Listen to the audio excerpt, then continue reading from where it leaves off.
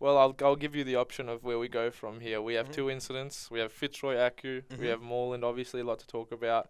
Up to you. Where do you want to go with that? Oh, which one's the most recent? They're both pretty much last week. Yeah. Did you catch the Fitzroy AKU incident? We'll go into Yeah, that. I did. I saw the Fitzroy AKU incident, and I thought, well, the refs opened up a can of worms here, haven't they? Yeah. Oh wow. What do you say? Like, you know, they reviewed the footage for people that haven't seen it yet.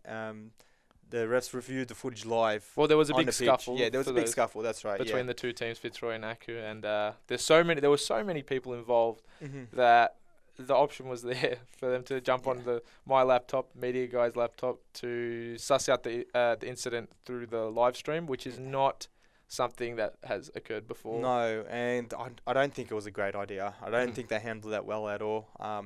I'm hearing, the reason for it was, they didn't want to send off, a player and then have to rescind it later in the week because it was an incorrect call, Right. and then Moreland get upset about it because Moreland had that incident the week before. So, but if you're making decisions based off how other teams are going to feel about it, I don't really think you're making the best decision in the interest of the league or the game in that sense. You're the ref.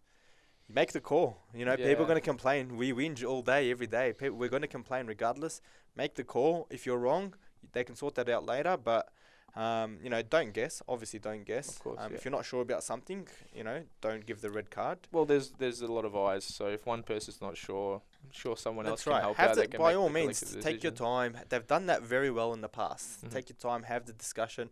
I mean, I can go back a couple seasons where Carlton Pascoe, there was a bit of a scuffle there. There was, so many red cards given. Pascoe had to forfeit the game, and then reviewed, and we had to go back and replay the whole game. So, Yeah. and it's happened before. Because they were the wrong calls, those red cards for sure. Sorry? Those red cards were the wrong calls when you versed Pascoe for at least two of them.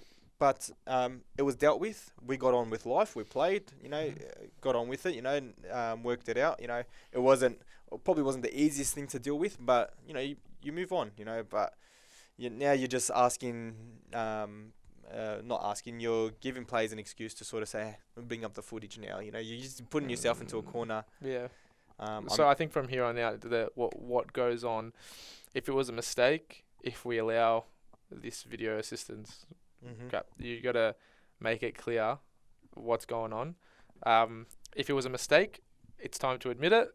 Don't open up that can of worms of people to criticize you. Where's VAR now? Where's VAR for this call? They need to be aware that, hey, this was a one-off. This was a mistake. Don't ask for it. Don't take advantage of this mistake, because if it's up in the air, it's going to be a weekly thing. Well, we're still waiting for the clarification. So I know a few clubs have asked the clarification from our new commissioner, Joseph, and still waiting on clarification. It's now Tuesday, so we're almost 5 days past the incident. Well, something I do know about the referees, they do have a third official usually to review stuff like this. Or not like review, but they have as a third live stream. There's live stream up. They can see it from that point of view. They can't. I don't believe they can so much after the incident has passed, rewind, look at it, change decisions, or which is what happened. Yeah, I think it's more for live. They say they can spot something that's happened through the live stream, but it's still just as live as it is. There's a couple second delay on the live stream, but it's still a live decision. You can't rewind, make it change, influence anything. Yeah. So I think that is slightly in the defence, because they didn't have that third official on Friday. Yeah. So they didn't have that third pair of eyes. Yeah. But obviously, from the outside looking in, it's and so not what we're used to. So we can sit here and bash them for it, but then does that become an issue of serious futsal? Is that a serious futsal issue? Yeah. Where are the staff that the clubs are paying for essentially at the moment?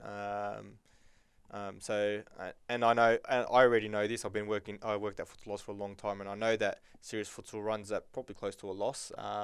Not probably, considering the production, the scale of the production, it probably does run at a loss. But you promise something to the clubs at the start of the season. You want to try and deliver it as much as you can. And now, no, it's not always in your control. People aren't available, but. Yeah, I think it's a tiptoey subject at the moment, for sure. Yeah. Well, it's definitely creating some talking points. I think that Fitzroy AKU incident, I do see a reason to look at who was at fault, because there were so many bodies in there. Yeah. And for just 2 refs to see, it's very, very difficult. I think it's an anomaly. I don't think in any other case they would be going through the footage, but I think because so many people are involved and there's only 2 pairs of eyes at that during that incident. That's the precedent now. Next time there's a all-in, is there going to be a stop and review? I think no matter what, I think there should be a rule in place that says if something like that happens, there needs to be video assistance, because there is way too much going on, way too many people involved, coming from the bench, who knows, to antagonise or separate, but you got to weigh up their intentions by their body language or whatever, how aggressively they're going in. There's so much to weigh in. I think a common thing that's happening in serious futsal is, it's all well and good to bring up these a new rule, as the season goes, but it's after the incident happens. Yeah, you know what I mean? Yeah. But it's hard to predict. It does feel like you make it up as you go sometimes. Yeah, it does. It's a bit difficult though, because how can you anticipate? How can you sort of? And you can't anticipate everything, right? And look, and you can sit here and say it's unprofessional, but you see it in the AFL. Exactly. If the AFL, they change rules mid-season, they change interpretations mid-season, so it's a difficult job. Yeah. I'm not sure how the AFL works, but even there's a tribunal ruling on suspensions, and things get lifted and changed all the time, and it's arguably more controversial, the amount of things that get lifted and suspensions that get changed. The reason, so that happens when there's loopholes, right? But there's a set code. It's written out. There's and there's a third party legal representatives to look through this stuff. And there's a third party tribunal who are not involved. They're not even representatives of the AFL. They're just third party. So. It's interesting setup that they have, but like you said, it's controversial as well. So you can't really escape it. In a sense. But big moments in big games. Exactly. Yeah. Well, who knows? Who could have got sent off in the thick of it without looking at reviews? Because I heard Scott Rogan was on his way to his red card. Is what I heard. Well, Fitzroy do have Campbellfield, so you never know what could happen then. Well, on the topic of referees,